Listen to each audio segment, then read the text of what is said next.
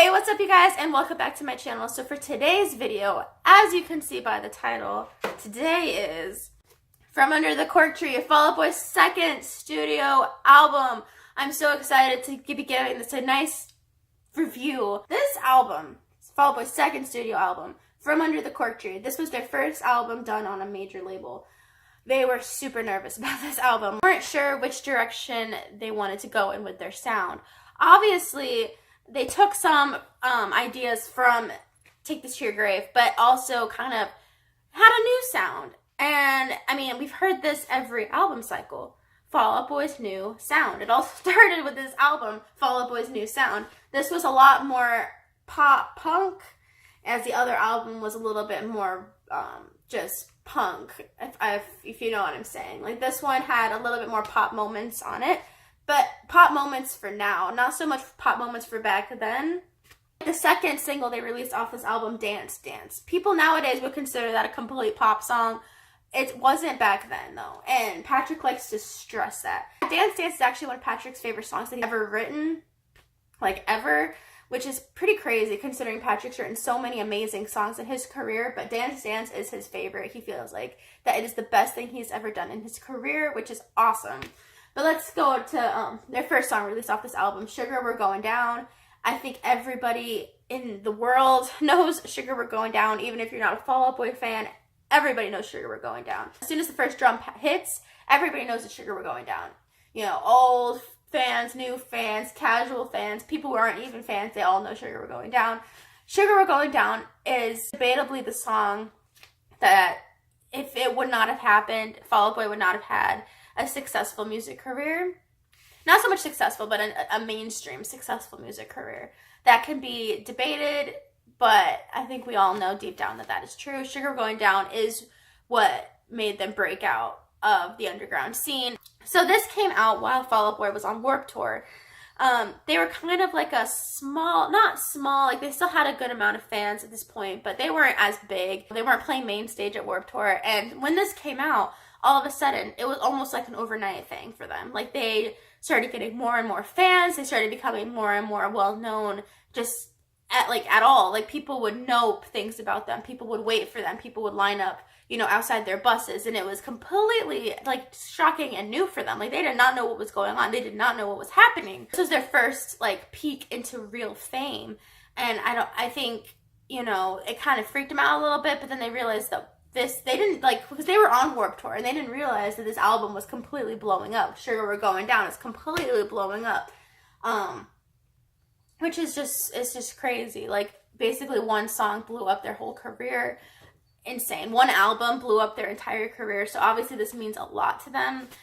This is one of my favorites. Not my absolute favorite, but it is definitely one of my favorite records they've ever released. It's very nostalgic for me. It reminds me of being in middle school. Let's go track by track, shall we? Our lawyer made us change the name of the song so we wouldn't get sued. So I think by now everybody knows the story behind that, but if you don't, I'll just give like a short version of the story. I wanted to name the song after somebody. I forget who it was at the moment. I forget who the guy was, but it was like this guy's name and these are his temptations or something, and then their lawyers were like, no, you can't name it that because you'll get sued. So they basically just changed the name to Our Lawyer Made Us Change the Song so they wouldn't get sued. But I do think this is a great album opener. I feel like a lot of fans don't know about this song. It's very different than I feel like this song's very different than anything else on this album. It still is rock pop, but I would say the lyrical content isn't as strong as other songs on this record. I do think it's a great opener with the cameras flashing. I know that Pete was going through a lot of weird moments going into fame. So I feel like this song kind of, you know, encapsulates how he's feeling going into the famous world. Of all the gin joints, I love this song. This was like one of my favorite songs growing up as a kid. This song lyrically is a love, but a twisted love, a sexual love. I don't want to get into too much of the lyrics, but it's an awesome song. Dance Dance, second studio single released, was one of their biggest songs to date, Patrick's favorite song. I already talked about it quite a bit. Sugar We're Going Down, the song that basically sparked their career, and the music video was a big part of that as well. It was, you know, back in the day when music videos were played on TV constantly, and, you know, fans wanted Sugar We're Going Down to be played, and so more and more people were watching this music video knowing this song, and the song blew up completely. Nobody Puts Baby in a Corner, again, one of my favorite songs, like, probably ever. I love the bridge of this song. It's like super weird, and like Pete's lyrics it's very dark. It's extremely dark. But then again, it contrasts really well with like a kind of like a happy, cheery chorus, and then it kind of gets really dark with the mood of the whole song towards the bridge of the song, which is really awesome. I've Got a Dark Alley and A Bad Idea. This is a song that fans speculate was written about Pete's suicide attempts. It's really sad if you listen to the words.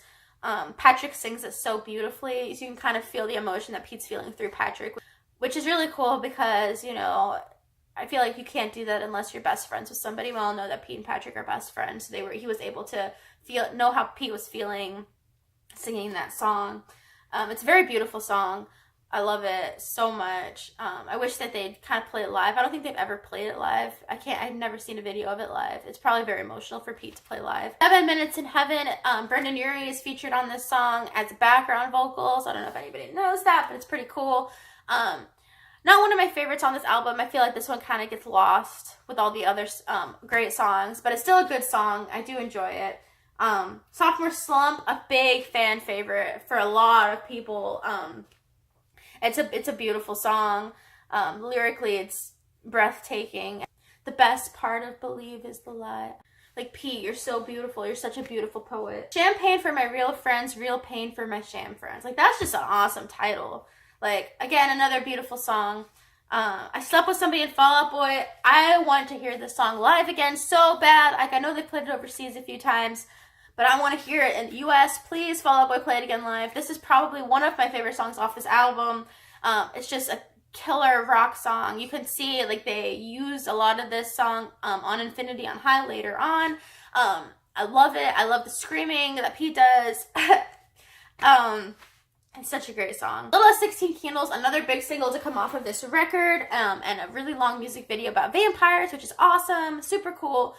Pete actually said the reason vampires are in a Little Less 16 Candles is because Pete wrote this song thinking about Twilight after he read Twilight or something like that. And I'm just like, this is so hilarious. But Little Less 16 Candles, awesome song. This is actually one of my sister's favorite Fall Out Boy songs ever. I love, it's very pop punk, but it's also very like happy-go-lucky, like you just want to like dance to it. It's very different, and I can see that this is one of the songs when people say Fall Out Boy like changed pop punk with this album. That's one of the songs where I feel like Fall Out Boy did something that was never done before in this genre, which is really cool. Get Busy Living or Get Busy Dying, probably either my favorite or tied with the next one I'm going to talk about. But I love Get Busy Living or Get Busy Dying. You hear Patrick go a little bit more aggressively on the vocals. I love the lyrics of this song. A lot of people think it's a little bit repetitive, but I absolutely love this song. I love the melodies. I love the chorus. There's like nothing wrong with this song in my opinion. I love like the back and forth between Pete and Patrick on the bridge, and the screams that Patrick does and the screams that Pete does. I wish that they would do more of that now. I would like die, but I do absolutely love that song. XO is probably my favorite song off the album. I feel like, you know, it starts off really slow and then it picks up quite a bit and tempting your ears. Like, am I gonna go slow? Am I gonna go fast? Am I gonna go slow? And then it's just like Patrick's voice with this like hard like sound. It's not like whiny or squeaky like we would hear before albums like this in the pop punk genre. Not saying there's anything wrong with bands that have like a you know the thing I'm talking about, that like high pitched vocals that still happen now. I don't think there's anything wrong with that. I mean, people can listen to it, but I feel like having a vocalist that has a different type of voice sing these kind of songs is what made Fall Out Boy stand out so much, was Patrick's vocals. Like this, like, yeah, of course his melodies and, you know, Pete's lyrics and everything, but I think the vocalist of Fall Out Boy, Patrick, I think that he is the reason people were like, this is pop punk, but it doesn't sound like pop punk. It's so different, because, I mean, imagine EXO being sung by a band like, I don't know, Sleeping with Sirens and Kellen Quinn singing it. It would be completely a different song. You know, like I do feel like that Patrick was a big part of all of the success and fame that they had. And it's really sad that he doesn't see it that way. But that's my opinion, obviously. Like, obviously, I'm not 100% on anything ever because comment people will hate me if I say that. But that's just how I feel. This album also had some bonus tracks, including Stitches and Talkers. I love this song. I wish that they played this song more often. I wish people knew more about this song. It's one of my favorite Fall Out Boy songs ever, and nobody knows about it. Definitely go check it out if you haven't. Stitches and Talkers get Snitches and Walkers. Look it up on YouTube, or if you have the vinyl copy, it's on here already. Music or the Misery. I love the pre-chorus of this song. It gets a little bit monotonous, but the pre-chorus is very beautiful. And it kind of gives me like a foreshadowing to a little bit of Infinity on High. My Heart is the Worst Kind of Weapon. That's a demo from an earlier record. I believe it was just their demo record that they did a long time ago. Really pretty song. And then a Sugar We're Going Down and Dance Dance remixes. Those are kind of weird. Like, it sounds like elevator music. I mean, in my opinion. I don't know about those, but yeah, that is From Under the Cork Tree, Fall Out Boy's second studio album. This is my vinyl copy. I got it from Hot Topic when they did their repressing. If you guys haven't seen it, I'll show you what it looks like really fast. It fits with the whole aesthetic so beautifully. I absolutely love this album. I love my vinyl copy of this album as well. So that's going to be it for my From Under the Cork Tree album review. I really hope you guys enjoyed this video. I don't know what's going on with my videos lately. I just don't know what's going on with my videos lately. But they're not getting any views, and I think it's this YouTube thing that's going on. Nobody's getting notified of my videos anymore, and it's really starting to get me down. Like, my Take This to Your Grave album review barely hit 100 views, and I feel like I worked really hard on it, and I don't know what's going on. It's really depressing and sad, but everybody, if you could, please hit that bell to like get you notified when I put up new videos, because I feel like a lot of my videos aren't getting noticed, and it is kind of when you work hard you hardly get any views on your videos. It is kind of, it makes you feel bad, but I'm not gonna like beg for views because I love doing this anyway. But it would be awesome if you guys would click that bell, subscribe, make sure to check out for my channel. I'm going to try and upload every other day. I'm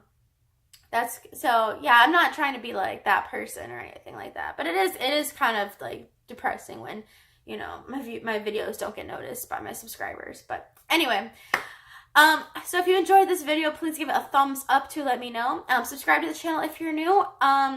Infinity on High next week. So excited for Infinity on High. That's my personal favorite Fall Out Boy album, and I'm so excited to review it. Alright, that's going to be it for this video. I hope you guys are having an amazing day, and I'll see you guys next time. Bye!